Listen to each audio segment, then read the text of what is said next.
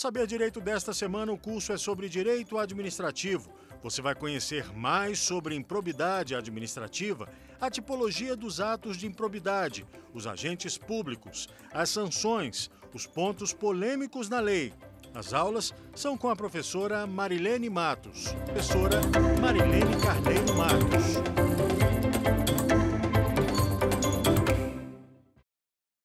Olá, eu sou Marilene Matos, professora, advogada, especialista em Direito Constitucional, Administrativo e mestre em Direito Público. A nossa aula de hoje terá como objeto as sanções para os atos de improbidade administrativa. As sanções, ou seja, as respostas que o sistema jurídico antecipadamente estabelece para os atos de improbidade. Além dos atos das sanções previstas na Constituição Federal, como a gente viu nas aulas anteriores, o artigo 37, parágrafo 4º da Constituição foi regulamentado pela Lei 8429 de 1992. Ou seja, além das sanções para os atos de improbidade previstos pela Constituição Federal, a Lei Regulamentadora do Dispositivo, Lei 8429/92, estabeleceu outras sanções além das previstas na Constituição Federal. Então, a gente vai ver, o objeto da nossa aula é exatamente essa resposta do sistema jurídico para o ato de improbidade considerado uma patologia, um mau funcionamento, uma conduta não desejável que não se espera do agente público. Uma conduta desleal, desonesta e descuidada com o patrimônio e a probidade na administração pública, ok? Vamos lá então. Segundo o dispositivo constitucional, as ações de improbidade importarão em suspensão dos direitos políticos, indisponibilidade dos bens, ressarcimento ao erário e perda da função pública, ok? Então, são essas sanções previstas pelo dispositivo constitucional. Aí eu quero te fazer uma primeira observação sobre o dispositivo. Observe que a Constituição fala em suspensão dos direitos políticos, ela não fala em perda dos direitos políticos. Então, cuidado com isso, a depender do tipo de prova que você vai fazer, se for o seu caso, as bancas, às vezes, falam em perda ou cassação de direitos políticos, quando, na verdade, é uma suspensão. Qual é a diferença da perda e suspensão? Enquanto a perda é de forma definitiva, a suspensão ela é temporária por tempo certo, ok? Uma outra observação que eu gostaria de fazer. As sanções previstas na Constituição Federal, elas são aplicadas privativamente pelo Judiciário, pelo Poder Judiciário. Elas não são aplicadas em âmbito administrativo, tá certo? Quanto a isso, uma observação adicional a esta.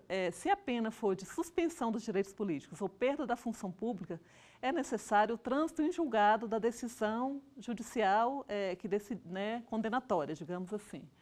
O trânsito em julgado significa que não cabe mais recurso, que a ação já chegou ao seu termo e não pode mais, não é passível mais de mudança, ok?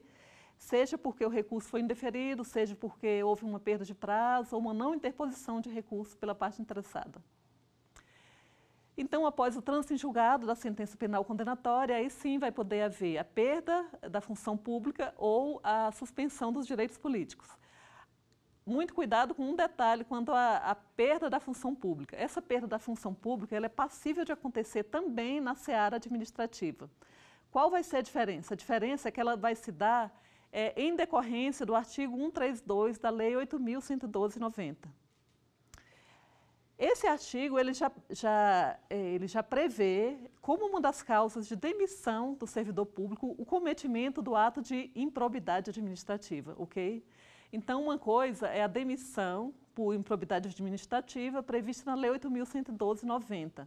Outra coisa distinta é a perda da função pública já no bojo de uma ação de improbidade administrativa. Faço uma terceira observação sobre esse dispositivo constitucional. Há embora ele estabeleça como uma das penas a indisponibilidade dos bens, essa indisponibilidade dos bens ela não é pena no sentido estrito do termo, ok? Embora se numa prova vier a questão dizendo que a Constituição prevê como uma das penas para improbidade a indisponibilidade dos bens, ok, você vai lá e marca certo. Mas o sentido estrito do termo, essa indisponibilidade dos bens é uma medida de natureza cautelar, ok? Eu vou te explicar melhor isso. Para você entender, a indisponibilidade dos bens, ela pode ser declarada a qualquer tempo numa ação de improbidade. Ela pode ser declarada no início, no meio, já no final.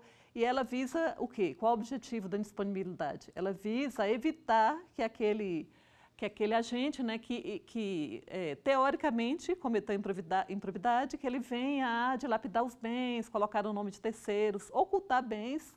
E com isso, o que vai acontecer? Vai haver uma dificuldade por parte do Estado de, depois de uma condenação, ter a efetivação dessa condenação, a efetivação pecuniária, porque depois ele vai lá, cadê os bens, né?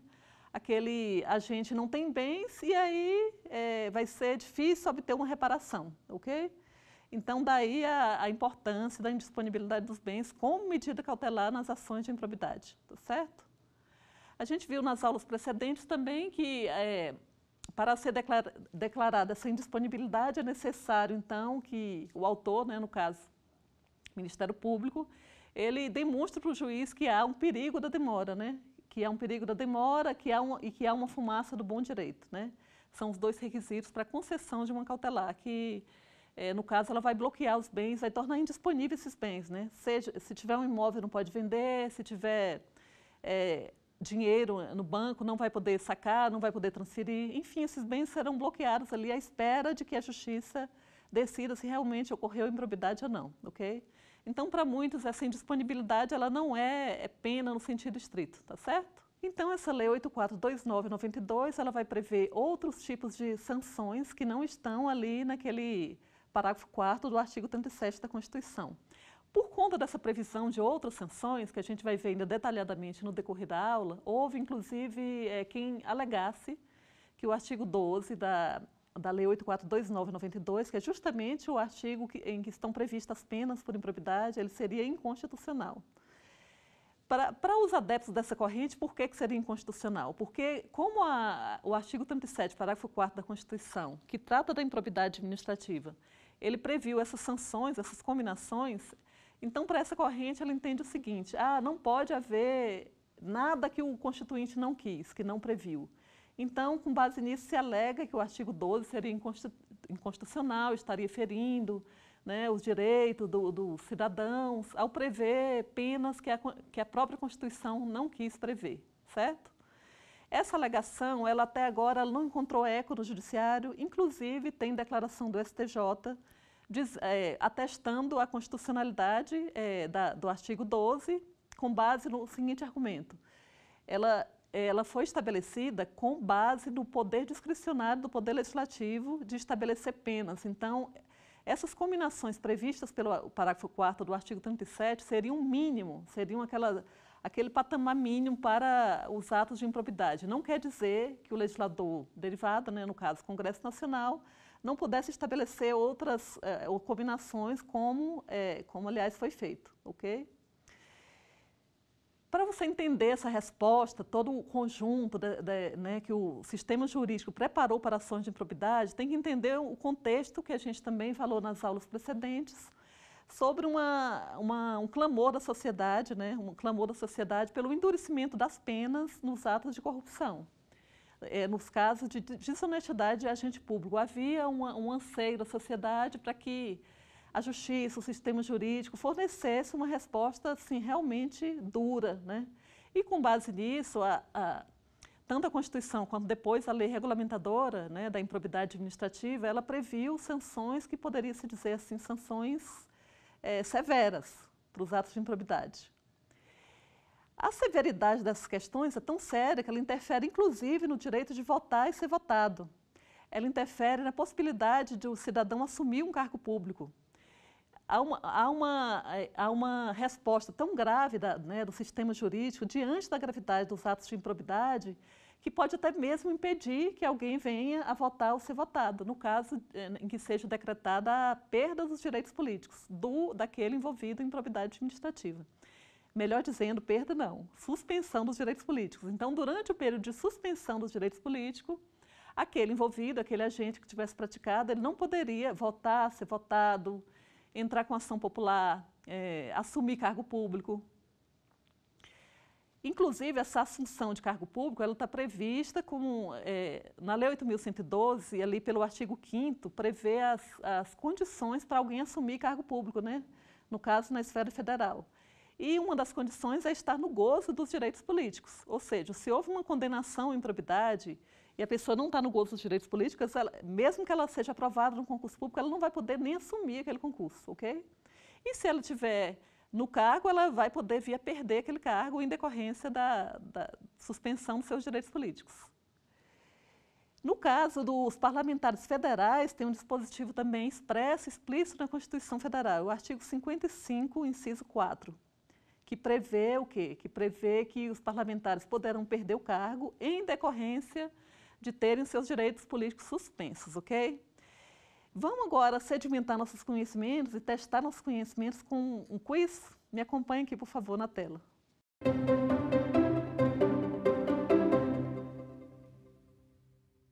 Nos termos do parágrafo 4º do artigo 37 da Constituição da República Federativa do Brasil, de 1988, os atos de improbidade administrativa importarão sem prejuízo da ação penal cabível: venda pública dos bens, medida sociodisciplinar, advertência pelo superior imediato, suspensão dos direitos políticos, censura pelo órgão do poder estatal. Vamos lá, quero ver se você está atento, se acertou. Resposta: suspensão dos direitos políticos, porque não há previsão de venda pública de bens, não há medida sociodisciplinar, não há advertência pelo superior imediato, vez que as sanções são aplicadas no âmbito do judiciário, e tampouco há censura pelo órgão do poder estatal, ok? Então, resposta letra D. Então, vamos continuar aqui com a nossa teoria sobre a aplicação das sanções no âmbito da improbidade administrativa. Eu queria fazer outra observação importante para você. Essas combinações da improbidade, essas penalidades previstas, elas são aplicadas a depender do grau da gravidade da conduta a ser analisada em cada caso, certo? A gente viu que as condutas de improbidade, elas variam de um grau mais grave, né, prevendo penas mais graves, até um grau médio e um grau leve. A gente viu na aula de tipologia dos atos de improbidade que a improbidade mais grave para o sistema jurídico é a improbidade que provoca, que acarreta enriquecimento ilícito do agente público. Ou seja, é o agente público que, em decorrência das suas funções, ele tem um acréscimo patrimonial. E observação importante, mesmo que esse acréscimo patrimonial não acarrete um prejuízo ao erário, não necessariamente ele vai acarretar um prejuízo ao erário. Um prejuízo, eu digo financeiro, porque o prejuízo ao erário também pode ser de natureza moral, não necessariamente é um prejuízo que vai afetar ali o bem do erário, mas eu vou te dar um exemplo aqui para você entender melhor. Vamos imaginar um auditor fiscal, ok? Auditor fiscal que ele vai num estabelecimento qualquer para fazer a sua atuação fiscalizatória e ele mente, né? Ele mente ali para o dono do estabelecimento dizendo o quê? Dizendo que ele teria que pagar R$100 mil de imposto, mas na verdade ele vai pagar 50 que ele tira, desde que ele pague uma propina, ok? Ele pode fazer isso e quando na verdade realmente o imposto devido era 50. Então, ele levou engano o dono do estabelecimento, dizendo que estava livrando ele de uma carga de imposto, quando, na verdade, não estava. Nesse caso, mesmo não tendo ocorrido um prejuízo ao erário, porque o imposto foi recolhido da forma certa, né, nesse exemplo que eu estou imaginando, ainda assim há um enriquecimento ilícito por parte do agente público em decorrência das suas atividades, ok? O que é um enriquecimento ilícito? Vamos entender também o que é isso, né, esse termo melhor. Enriquecimento ilícito é aquele que não deriva do salário, das atribuições do servidor, ok? Que não deriva da lei, que é ilegal, que deriva das funções dele, que ele obteve um proveito em função do trabalho que ele desempenha para o Estado, né? Mas que não é legal e não é previsto, ok? Então, é o enriquecimento ilícito. É a forma mais grave de improbidade administrativa e ela vai prever, né, a gente vê ali no artigo 12, nas sanções, ela vai prever sanções mais graves. Como assim sanções mais graves? Ela vai prever um tempo maior de suspensão dos direitos políticos, ela vai prever uma perda da função pública, vai prever perda do patrimônio ilicitamente auferido, né, pelo agente. ela vai prever uma proibição de contratar com o poder público ou receber benefícios fiscais ou creditícios, tá certo? Então, assim, como é considerado o tipo mais grave naquela escala ali, vamos imaginar que tem uma escala, né, de gravidade da improbidade administrativa. Então, na escala ali, ela vai estar no topo da escala da gravidade, né? 10 pontos ali. É o pior tipo de gravidade que pode ocorrer, ok? Aí, nesse caso aí, sempre que houver o ato de improbidade, na hora de aplicação da sanção, o juiz vai observar a atitude do agente e o prejuízo que decorreu para o patrimônio público, tá certo? Isso está expressamente previsto ali no artigo 12, né? Dizendo que na hora da aplicação da pena, o juiz vai analisar, né, vai verificar a gravidade da conduta do agente público em cotejo também com o prejuízo que o ato ocasionou ao erário, ok? Disso daí decorre também uma questão muito interessante em se tratando de improbidade administrativa. A gente vai entrar nessa questão com mais detalhe na próxima aula, mas é uma questão seguinte: se quando a improbidade, o prejuízo aos cofres é de menor monta, se pode aplicar o princípio da insignificância às ações de improbidade.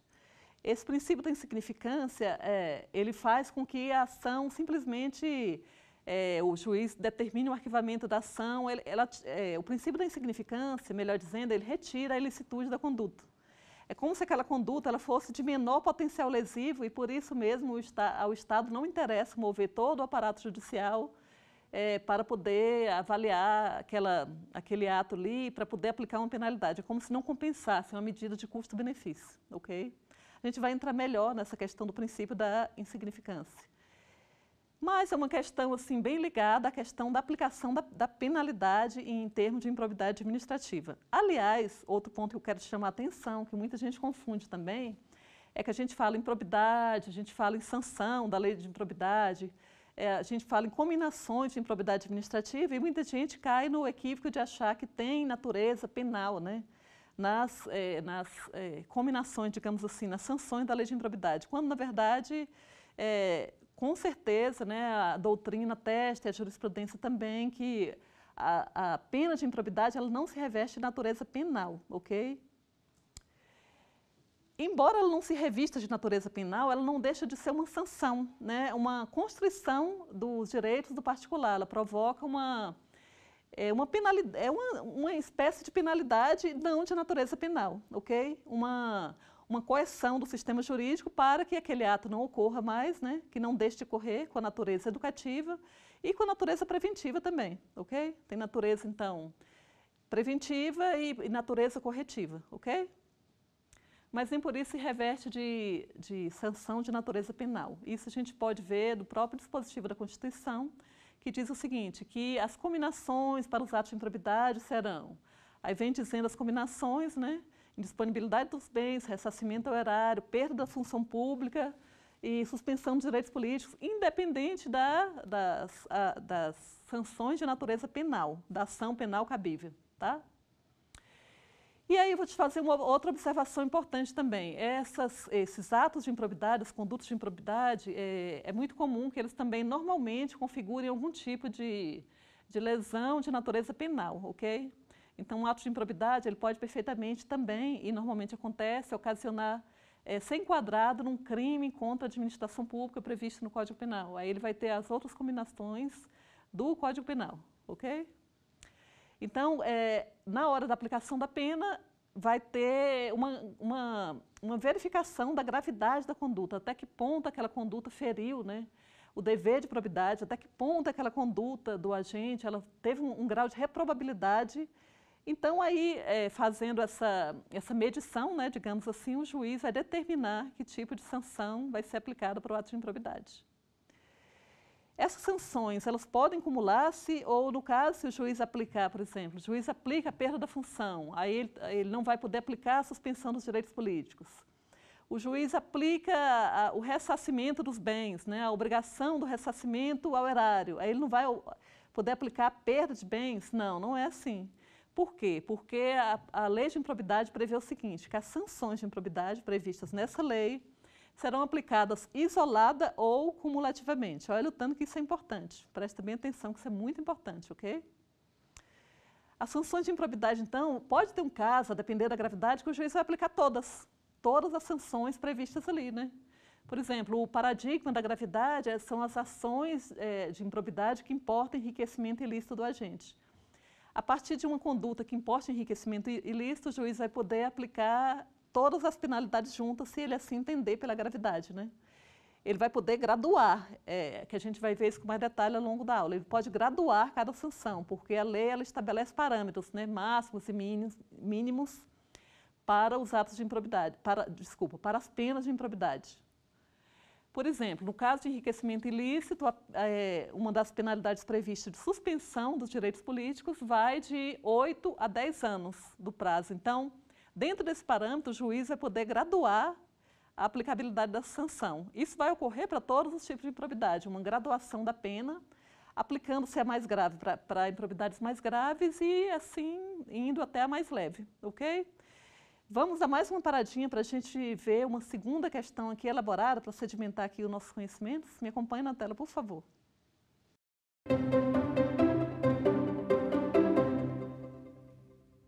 São medidas cautelares previstas pela Lei de Improbidade Administrativa, indisponibilidade de bens, recolhimento domiciliar noturno e fiança, afastamento do agente público, indisponibilidade de bens e sequestro, arresto, recolhimento domiciliar e fiança, arresto, fiança e afastamento do agente público. Vamos ver aqui, vamos ver qual é a sua resposta, se você acertar, e a resposta é a B. Vamos lá entender por quê. Medida cautelar quer dizer o quê? Que é uma medida que é aplicada pelo judiciário antes de ter uma sentença definitiva, uma sentença que diga que realmente aquele agente é culpado pela improbidade. É para cautelar, né? Para evitar que depois ocorra um desface de bens ou que o agente interfira, né? Então, indisponibilidade de bens poderia ser, recolhimento domiciliar não existe, né? Noturno e fiança, tá? Então, a letra B, que é correta, é afastamento do agente público, e pode ocorrer de forma cautelar, para que ele não interfira, né? Que ele não oculte provas ou faça algo assim. A indisponibilidade de bens, né? Que é o bloqueio de bens, ou até mesmo o sequestro de bens, né? Que é o Estado pegar aquele bem, né? Que é o termo correto, o técnico é sequestro, para que esse bem não seja dilapidado, ok? E as outras opções, elas são erradas porque não há, na letra C, né, o recolhimento domiciliar, não há fiança, a letra D, tampouco há fiança, né, e arresto, ok? Então, resposta certa, a letra B. Continuando aqui, como a gente viu, então, essas penalidades, a depender da gravidade do ato de improbidade, elas podem ser aplicadas isoladas ou cumulativamente. Quer dizer que o juiz pode aplicar só uma, pode aplicar duas, pode aplicar três, ok? Pode aplicar várias. Então, por isso segundo a previsão da 8429/92, então, há esse espaço, né, para o juiz apreciar a gravidade da conduta. E muito importante também eu te falar que é totalmente aplicável às ações de improbidade o princípio da proporcionalidade, ok? Esse princípio ele é de observância obrigatória nos três poderes, nas três formas de atuação do Estado, né? É obrigatório tanto na edição de leis, quanto na edição de atos administrativos, quanto na edição de atos judiciais, a proporcionalidade. Quer dizer o quê? Que o Estado ele não vai restringir mais do que o necessário para atingir o objetivo que ele se propôs. No caso das penas de improbidade, o objetivo é esse, é recompor uma situação, né? ou uma recomposição da situação, ou um castigo, né? Digamos assim, uma punição do agente, para que ele não volte a incorrer na improbidade, para que também, digamos assim, que haja um caráter socioeducativo em toda a sociedade, que ela veja uma resposta do sistema jurídico de forma a desencorajar possíveis atos futuros de improbidade. Tá certo?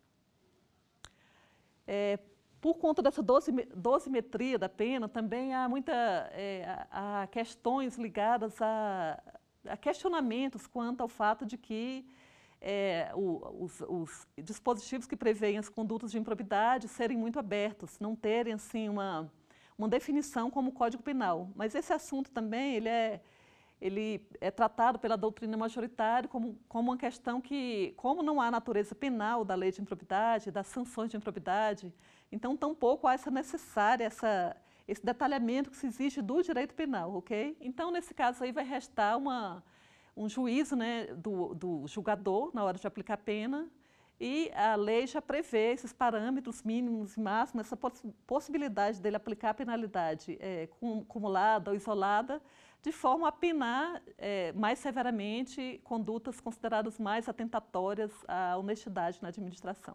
Tá certo? Então, dito isso, vamos ver, afinal, que penas são essas que a lei de improbidade previu, né, além das previstas na Constituição Federal. Então, vamos lá. Comecemos pela Constituição Federal, que prevê indisponibilidade dos bens, ressarcimento ao erário, perda da função pública e suspensão dos direitos políticos. Essas estão na Constituição Federal.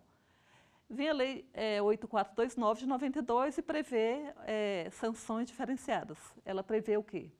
Proibição de contratar com o poder público, aplicação de multa civil, perda de bens ilicitamente acrescidos ao patrimônio, ok? E proibição de receber benefícios fiscais ou benefícios creditícios, tá certo?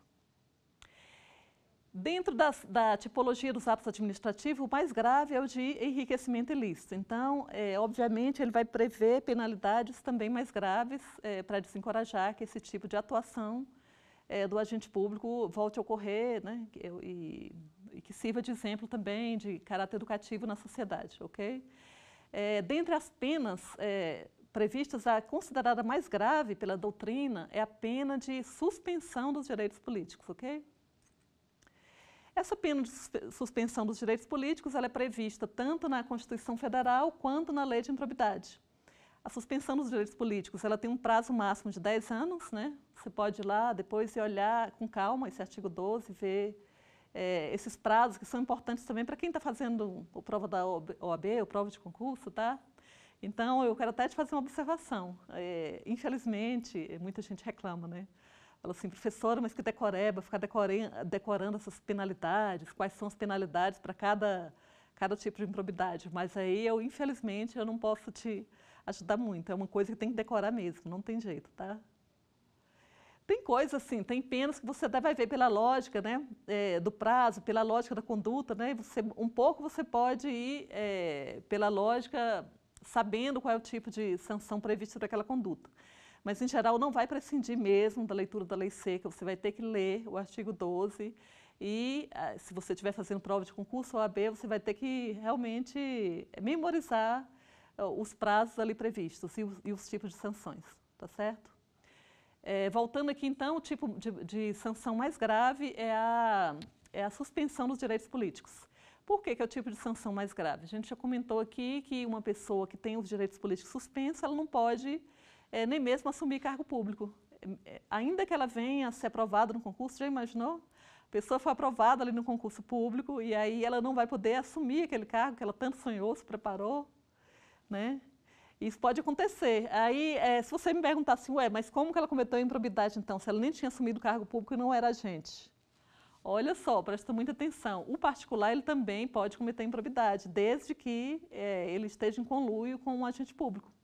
E a gente viu isso nas aulas iniciais, não sei se você está se lembrando, mas o particular ele pode incorrer nas combinações da improbidade se ele, de alguma forma, se beneficiou, induziu ou concorreu para a prática da improbidade.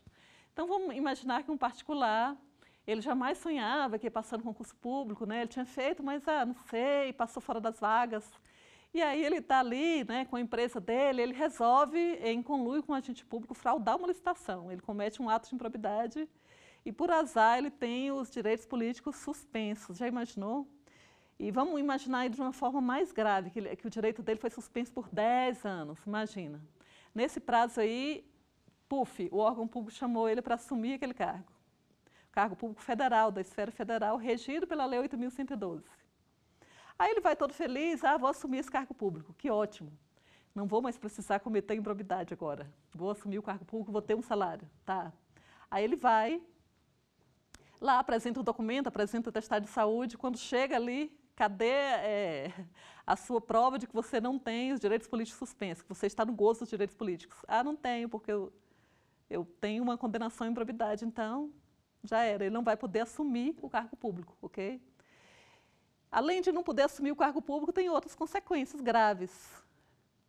Ele não vai poder votar nem ser votado. Já imaginou? Imagina isso para um político que tem a carreira política ao longo de toda a vida, é acostumado a concorrer em todas as eleições, né? Tem alguns políticos que estão aí há 20 anos no Congresso, 30 anos, estão sempre sendo eleitos sucessivamente em diferentes pleitos. A cada 4 anos ele vai lá, faz toda aquela campanha, é reeleito e tudo. Então, você imagina para um político desse, ele ser impedido, ele não pode mais ser votado, né? É o que a gente chama de direito político passivo, né? Ser votado. E, ao mesmo tempo, ele não vai poder exercer o direito político ativo, que é o de votar também, não vai poder escolher nenhum candidato, ok?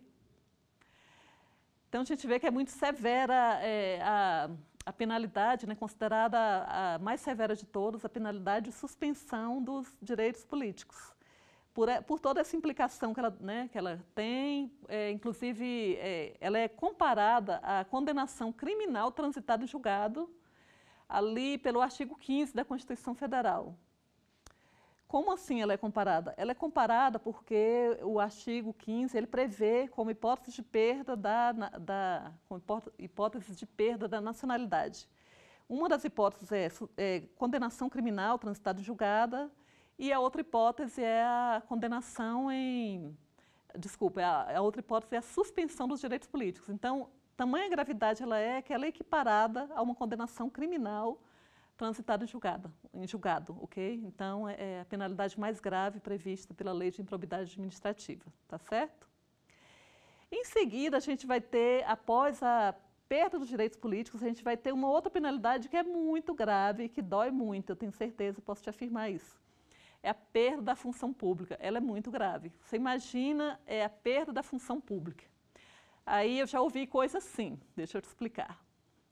Me perguntaram assim, professora, mas essa perda da função pública, então o servidor público ele vai perder só a função pública. Ou seja, ele vai perder a FC, a função comissionada que ele ocupa. A Constituição não fala em perda do cargo público, ela fala em perda da função pública. Né? Então, muita gente já levantou esse questionamento, né, dizendo o seguinte, não, então, como é só perda da função pública, o cargo público, o cargo efetivo, ou o cargo eletivo, enfim, é uma infinidade de cargos que a gente tem, não vai ser objeto de perda pela lei de improbidade. Só que, infelizmente, na verdade, felizmente, infelizmente para quem vai perder, né? E felizmente para o Estado. Na verdade, essa expressão perda da função pública, ela é considerada abrangente, tá? De natureza abrangente. Já foi decidido, inclusive, pelo STJ, que a função pública, a terminologia função pública da Constituição, do parágrafo 4º do artigo 37, ela é o mais amplo, o mais abrangente possível. Então, ela abrange cargo público efetivo, ela abrange mandato eletivo, ela abrange qualquer tipo de vínculo, né, que aquele agente tem com o serviço público, com o Estado, né, qualquer vínculo que ele tem com o desempenho de uma função pública. Então, a perda do cargo público, depois da suspensão dos direitos políticos, ela é considerada, né, em gradação de gravidade, ela é considerada mais grave. De onde vem essa gravidade da perda do cargo público? É muito simples. A perda do cargo público ele ocasiona a extinção do vínculo, né, daquele agente com o Estado. E muitas vezes é o principal meio de subsistência que aquele agente tem. É o meio, é o salário dele, enfim, é o subsídio, é a remuneração, seja lá qual terminologia for. Então, é rompido o vínculo dele com o Estado, ele é alçado para fora, né, do serviço público, e ele vai deixar de fazer jus a uma retribuição pelo desempenho das atribuições dele. Então, a depender do caso, né, para várias pessoas eu tenho certeza que ela vai considerar isso até mais grave do que a suspensão dos direitos políticos. Ok? Então, a perda da função pública ela é assim, utilizada para casos também considerados muito graves. Ela tem a natureza não só de punir, não é só punitiva daquele agente, mas é uma natureza também profilática, né, digamos assim, profilática de prevenir, né, tendo em vista como aquele agente incorreu na improbidade, houve uma quebra da confiança, né, houve um rompimento da relação de confiança que ele tinha, né, com o Estado. ele demonstrou que não era, né, que não era digno da confiança e, por conta disso, vai ter um rompimento do liame dele, né, do liame dele com o Estado, do liame funcional dele com o Estado. Então, considerada gravíssima. É temporária também, isso não vai impedir que no futuro ele venha, né, ele venha ocupar um cargo público, mas aquele cargo, né, objeto da decisão, não vai ser mais ocupado por ele, tá certo? Eu tinha outra observação sobre a perda do cargo público, mas essa a gente vai ver na próxima aula. Na próxima aula a gente vai ver sobre questões polêmicas da improbidade administrativa. Então, eu só vou te adiantar o seguinte, que como a perda do cargo público ela exige um trânsito em julgado da sentença condenatória, e a gente sabe que a justiça às vezes demora, que, né, leva um tempo até chegar a esse trânsito em julgado, o nosso sistema permite uma série de recursos que faz com que seja postergado, né, esse trânsito em julgado. Imagina que tem uma decisão da segunda instância, do TJ, depois pode ter uma decisão do STJ, do Supremo. Então, pode levar anos até ter um trânsito em julgado. E aí, uma das questões polêmicas é se essa decisão de perda do cargo, ela vai atingir qualquer cargo. Vamos supor que o servidor ou o agente, ele fosse deputado naquela época e cometeu improbidade, terminou o mandato, ele está em outro mandato. Se essa perda, né, da função pública, do cargo público, vai atingir esse outro mandato que ele está vindo ocupar. Só vou te adiantar que essa é uma questão que causa bastante polêmica, né? E realmente foi uma questão que tem várias correntes aí se digladiando para ver quem tem razão sobre isso. Ok? Então, em ordem de gravidade, né, em ordem decrescente, que a gente está começando pela mais grave, indo para a mais leve, né? Aí a gente tem outro tipo de sanção, que vem a ser a proibição de contratar com o Estado ou de receber benefícios fiscais e creditícios. Mas antes de entrar nessa outra sanção, né, que vem depois, em ordem de gravidade, decrescente, ela vem depois da suspensão dos direitos políticos e perda da função pública, ok? Antes disso, a gente vai ver mais uma questãozinha aqui. Vamos lá, vamos fixar nossos conteúdos. Me acompanhe na tela, por favor.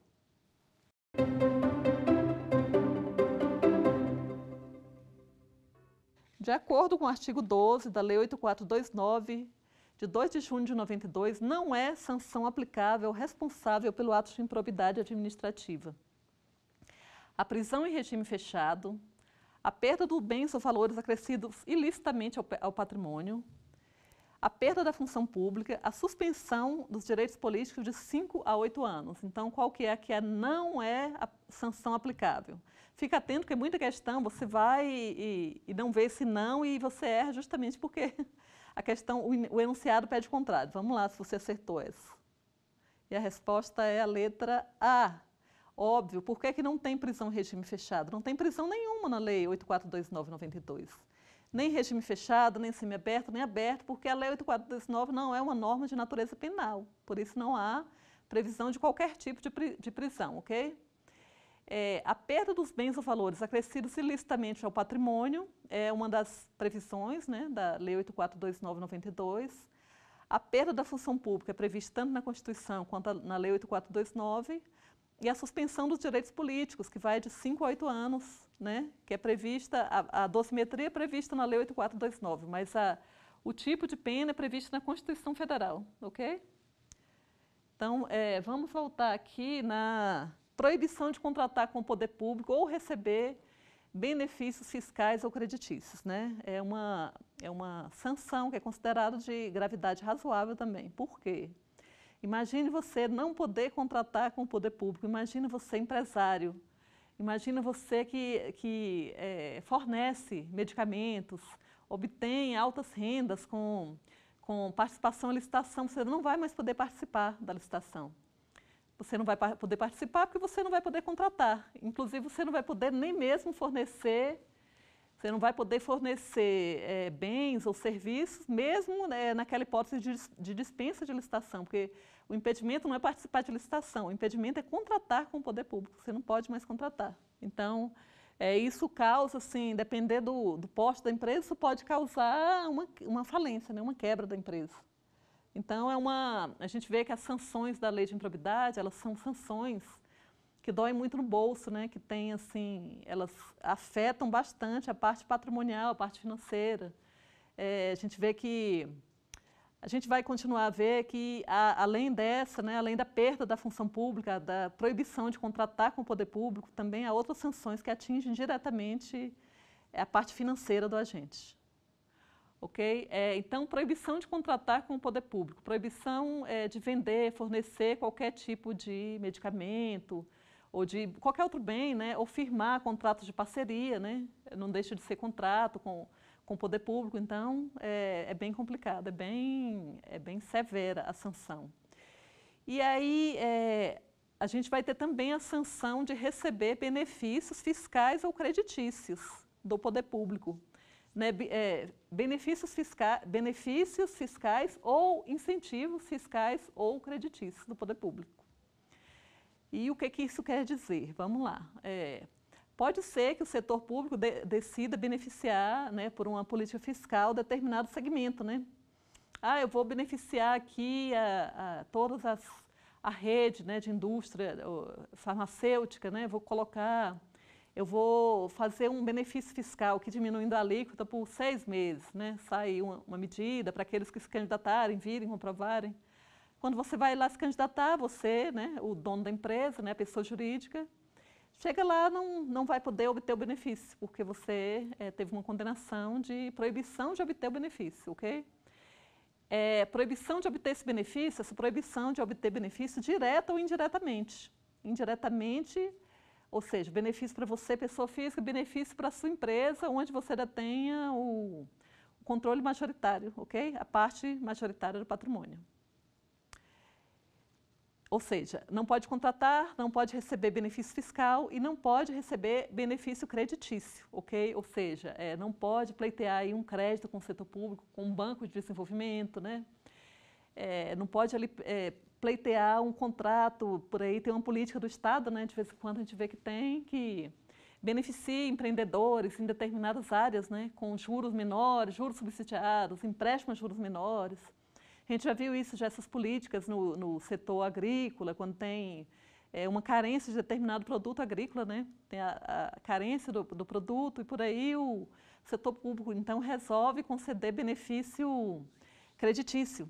Eu vou beneficiar quem está produzindo nessa área com juros menores, com empréstimo mais favorável justamente para desenvolver essa área. E aí aquele que teve essa condenação, ele não vai poder receber esse benefício. Então, ele vai ser onerado financeiramente. Ele vai ficar, às vezes, impossibilitado até de abrir um negócio, de continuar um negócio, ok? Então, a gente vê uma forte carga aí de natureza patrimonial, financeira, né? Vamos para o outro tipo de sanção prevista na lei de improbidade. Então, a gente falou a primeira mais grave que a gente falou foi suspensão dos direitos políticos, depois vem a perda da função pública, proibição de contratar com o poder público, né, ou de receber benefícios creditícios ou financeiros, né? Aí a gente teria outra sanção prevista que é a imposição de multa, né? Multa civil, tá? Então eu quero que você preste bastante atenção nessa questão da multa, que é muito importante, tá? Vamos aqui. Por que ela é importante? Como eu disse antes, essa multa não é prevista na Constituição Federal, e aí teve, né, toda essa discussão sobre a constitucionalidade, né, se o legislador constituinte não quis prever, como é que o Congresso, o legislador derivado, vai poder prever algo que o constituinte não previu, né, para a improbidade. A multa, eu vou te explicar, porque a gente viu que a Constituição ela prevê a indisponibilidade dos bens e o ressarcimento ao erário, tá? A indisponibilidade dos bens, a gente já viu que ela tem uma natureza cautelar, né? Ela, no sentido mesmo estrito dela, ela não é uma pena, porque pode inclusive ter uma disponibilidade desses bens e pode ser que tenha, no final, o juiz entenda que não houve a improbidade administrativa e os bens voltem a ficar disponíveis. Então, não é uma pena, é uma constrição temporária dos bens, cautelar, né? Okay? O ressarcimento ao erário, o que quer dizer ressarcimento ao erário? Quer dizer que houve um prejuízo, que o agente público provocou um prejuízo ao erário e ele vai ter que ressarcir esse prejuízo. Mas esse ressarcimento, ele, mais do que uma pena, embora esteja aí, beleza, ele é uma pena da improbidade administrativa. Mas, na verdade, ele só está recompondo o patrimônio do Estado ao que ele estava antes. Então, essa recomposição ao erário, o legislador derivado, né, o Congresso Nacional, entendeu que era muito pouco, só ressarcia o erário. Então, além de ressarcir o erário, ele vai ter que pagar uma multa, tá? E a multa, essa multa civil, ela é bem interessante, porque é uma multa para justamente doer no bolso, para não valer a pena o ato de improbidade, porque além de eu ter que ressarcir, eu vou ter que pagar um valor a mais, tá? Então, esse valor a mais, sim, ele vai constituir uma penalidade, né? Ele está me castigando pelo que eu fiz, né? Esse valor a mais vai depender do tipo de improbidade cometida, ok? No caso de improbidade que que acarreta enriquecimento ilícito do agente, essa multa ela vai ser até 3 vezes o valor relativo ao enriquecimento, ok? Então, a base de cálculo dela vai ser o valor auferido ali, do enriquecimento ilícito, tá? A multa vai ser essa. Claro que o juiz vai graduar, ele pode, até 3 vezes, mas ele pode colocar um valor menor, pode, né? Vamos supor que o agente auferiu aí R$1 milhão, ilicitamente ele vai colocar uma multa aí de 1,5 milhão, 2 milhões, até o limite de 3 milhões, que é o valor que ele auferiu, a título de multa, além daquele valor que ele vai ressarcir, ou seja, ele vai ressarcir 1 milhão de prejuízo, vai ressarcir mais 3 no máximo a título de multa, o que já iria para 4 milhões, certo? Se o ato dele não foi de enriquecimento ilícito, mas foi de prejuízo ao erário, aí a pena dele também vai ter como base de cálculo o prejuízo que ele causou ao erário, ok? E aí, no caso, depois você pode olhar ali para você memorizar melhor no artigo 12, mas esse prejuízo vai ser essa multa vai ser até 2 vezes o valor do prejuízo. Como a gente viu nas aulas precedentes, né, as sanções elas são graduadas por gravidade, né? Sendo a mais grave a que provoca enriquecimento ilícito, vindo depois seguida pelo prejuízo ao erário. E no caso de lesão aos princípios da administração, isso aí é bem interessante também, tá? É o tipo de improbidade causa lesão aos princípios da administração pública. Aí você vai me dizer, mas a lesão aos princípios da administração pública ela não causa prejuízo ao erário, porque se causar prejuízo ao erário, ela vai entrar não no artigo 11, vai entrar no artigo 10, no tipo de modalidade, né, na modalidade da improbidade que é prevista justamente para o que causa prejuízo ao erário. Tá, prejuízo ao erário quer dizer prejuízo ao patrimônio financeiro, aos cofres públicos, mas esse prejuízo ele pode vir de forma moral também, tá? Na forma de como é que se diz, de um mau funcionamento do serviço público. Ele pode causar prejuízo à coletividade e com base nisso pode ter essa recomposição do prejuízo em decorrência da lesão aos princípios a que está submetido o Estado, né, os princípios constitucionais, ok? É bom a gente trabalhar com exemplo para entender melhor. Vamos imaginar aqui um exemplo de um agente público que ele lesiona, deixa eu imaginar aqui, que ele provoca um mau funcionamento, por exemplo, de um hospital. Esse mau funcionamento, essa demora dele, vamos supor que ele fosse ali o gerente do hospital, o supervisor, não provocou prejuízo ao erário, né, prejuízo financeiro e não provocou enriquecimento ilícito, ele não obteve nada com isso, mas houve um prejuízo moral, ok?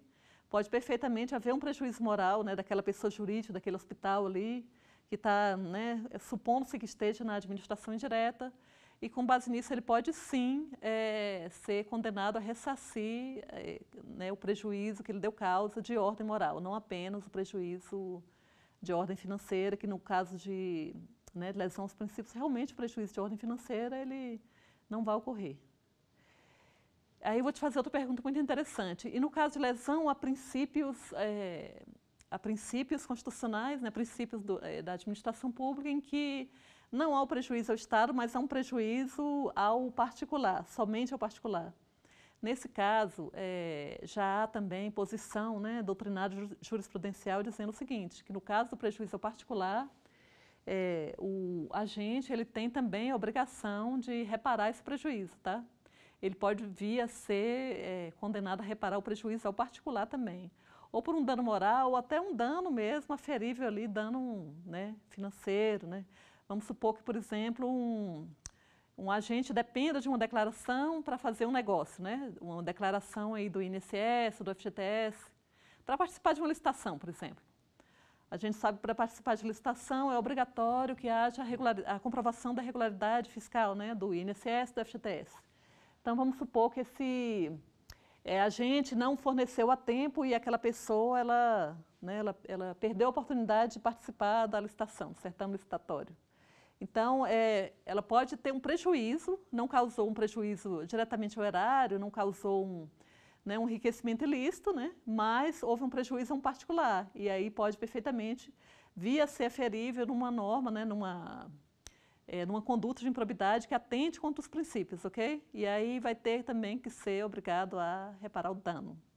Mas a gente entrou nessa questão de reparação de dano por uma outra questão. Na verdade, a gente está falando da aplicação da multa civil, né? Uma das sanções aí previstas na Lei de Improbidade, que não foi prevista na Constituição Federal.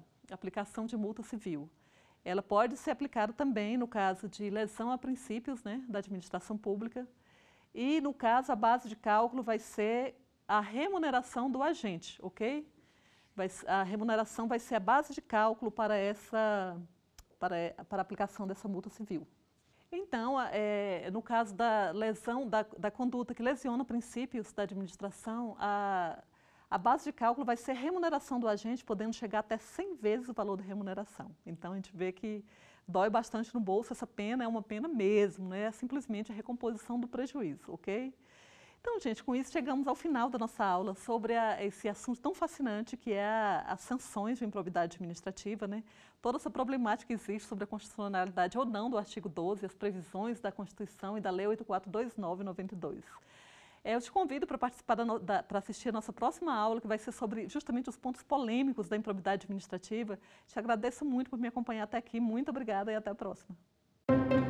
Ficou com dúvidas? Então mande um e-mail para saberdireito@stf.jus.br ou entre em contato pelo nosso WhatsApp. Você também pode estudar pela internet. Basta acessar o site tvjustiça.jus.br ou rever as aulas no canal da TV Justiça no YouTube, TV Justiça Oficial.